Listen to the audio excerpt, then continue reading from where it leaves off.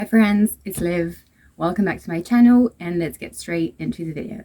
So this is going to be just a quick one. I've had it in the corner of my mind for a while, so I just wanted to get it out of my system. So let's get started. So I work in a bookshop, and the first thing I thought when I started my new job was how horrendous French covers are. Like I knew it, I've always seen them, but I'm so used to consuming and buying original covers now that I was just dumbfounded by how awful they all were. The French publishing system as a whole is pretty awful, to be honest. It's very elitist, and it absolutely murders any sense of originality or aesthetic that makes you want to pick up a book and know what it's about. It's got the biggest case of very generic covers. So there's a few main publishing companies that are like the goal that every author wants to be published by, and basically every single of the book, regardless of the genre, the author, looks exactly the same. So it's like this little white page with the title and the author, and then a rectangle with something, a photo, a painting, whatever they had in mind for that book that doesn't tell you anything about it. And you just have that for literally every single thing. Something else to know about the French publishing industry is that we don't really have a hardback culture. If I think about the shop, there's not even one that comes up to my mind. So we very much have paperbacks and then mass marketed paperbacks, which I hate with a passion. So basically we get rid of the classic paperbacks really quickly as soon as the mass marketed one come out, because unless it's for a gift for someone else, people will largely prefer mass marketed paperbacks. They're small. I guess they're small, easy to carry around, much cheaper, but as any bookworm that respects themselves, I take pride in the aesthetic of my bookshelves as much as in the content of it. So the idea of having my entire bookshelves covered with identical white thin square is just depressing to me. So as a whole, French covers suck. Now, there's some particular ones that anger me when I walk past them. So I thought we would have a short little video about the worst French covers I've found so far. So those white covers are very much literary fiction, although there's like really a mix of it. But when it comes to thriller, for example, they have a little more leeway, mainly because it's just not as classy for people, so they have a lot more freedom with the covers. You're gonna have authors that are very well known in the mystery thriller community with their own original covers, and as soon as they get green lighted to be published into one of those white cover companies, they finally get recognized, but then literally have to just get back into that mold of white cover, painted triangle in the middle. It's painted rectangle. Wow, shapes. So it's a bit depressing, but thrillers have usually a bit more leeway for the covers. And then you can see what I mean by generic with the sci-fi and fantasy covers. It doesn't tell you anything about the book. I don't know how you can walk into a French bookstore and know which one to look at the blurb and to want to know more about, because they all look so generic. So for example, I am currently about to start the second volume of the 5th season, and the French covers are just, they're not ugly per se, but you look at them and it's just oh, okay, I can guess from the look of it that it's sci-fi, but it doesn't. Yeah At least with the original covers, you can look at it and first of all, it's different from every other cover I've seen, and you have a strong feeling of like, oh, rocks, which makes sense considering the topic. But the French covers are just, they're not even ugly, they're just uninspired.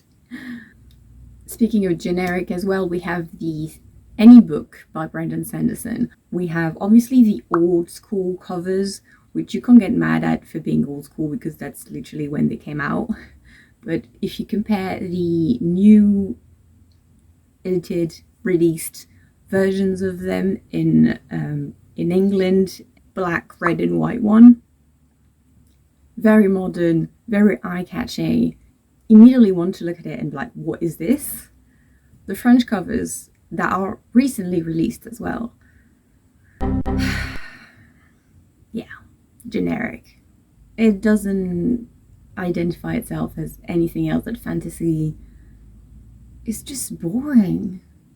A great example for this as well is the Robin Hood books. I'm a sucker for the UK covers for Robin Hood. I love them so much. I have them all in French and I really want to get like rid of them and buy them all. I already have the first one in the original covers because they're so beautiful. The very like medieval painted look of it is just so unique and immediately eye-catching. French covers, we've had many throughout the years. I'll put the ones that I started reading with, so those ones, unless someone tells you about them and be like, hey, that's great, you should read it, I would never pick that up in a bookstore ever, because now it's a lot more popular. They've had some new editions. I'll give them that. They're trying. Something else to know about the French publishing company, and when you go to any bookstore you can see it easily, we don't have young adult sections, which is stupid. I've been telling it to my manager for ages. We basically have the kids section that goes up to 9 years old and plus and 13 years old and plus, and then straight into the adult category. So when you have young adult things, you're kind of stuck in the middle where some of them are going to be published with the 13 plus and some like Blood and Ash or Crescent City are going to be published in the adult category because they're too steamy to be read by 13 years old, although was really ridiculous, and you can see it in that kind of situation when there's books that are published in both because they're not for kids but they also have young adult teenagers as the main characters. So for example, we're going to have the Philip Pullman books that are going to be published in both 13 plus and adult, and we're going to have these very popular French series that have been working really well the past few years, Le Passe Miroir. So we have the original French covers that are so gorgeous because they came out in 13 plus, and the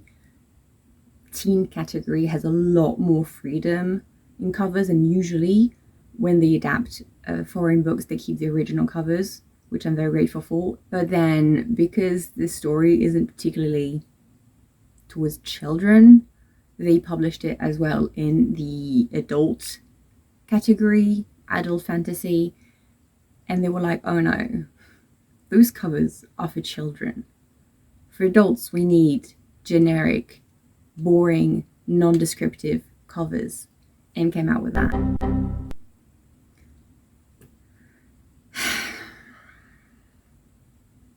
It ties me, honestly. Although I can't be too mad about it, I'll still mention things like the 2010s dystopian time where we had a lot of, I think, all pretty bad covers of girls standing with an incredible dress that has nothing to do with the story, with a stormy background, such as the Shatter Me series. So I do like the original covers a lot. The French covers, I wouldn't say too much shit about it because it was that time where every single young adult dystopian book looked like exactly that. So we obviously have the same issue with any series that is released as a film or a TV show will have this disgusting cover adapted from the show with the actors in it. I cannot stand it, like many of us. So Six of Crows, which isn't even a nice version in French. Like, I don't understand why they didn't just stick to the original cover like they do for most other teenage young adult books. But no, they decided to go with that weird mix. And then the TV show came out, and now all of the books look like that. And so this whole video was inspired actually by two specific books that I've seen. The first one I've already mentioned in my favorite books of 2021 video, and that is The House in the Cerulean Sea. I am a massive fan of the original cover. This, I mean, it's the same artist that did both of TJ Klone's covers, and I love them. They're beautiful. As an illustrator, I so appreciate those beautiful illustrated covers. And then I've seen the French one, and I just, the illustrated part in itself is not bad at all, but they still can't stop with that thing of like keeping a rectangle of it and just zooming out, and it is just very uninspiring. When even if the concept of the House on the Cerulean Sea didn't particularly hit me as something that would interest me back when it came out, the cover itself was like so striking that I needed to know more. Read it, absolutely adored it, and I keep telling people at my work that this is amazing, you need to read it. But the cover is just not, it's just not inspiring, you know. Now the other one that really inspired that video is Throne of Glass. You would think I don't have a lot to say about it because the original covers are very generic fantasy covers as well, not something that I particularly want to be exposing on my bookshelves. But I did not recognize it as a Throne of Glass when I've seen the French covers. I walked past it and I was like, never heard of that. Weird, need to have a look. Turning around and I was like, I know this. What the hell?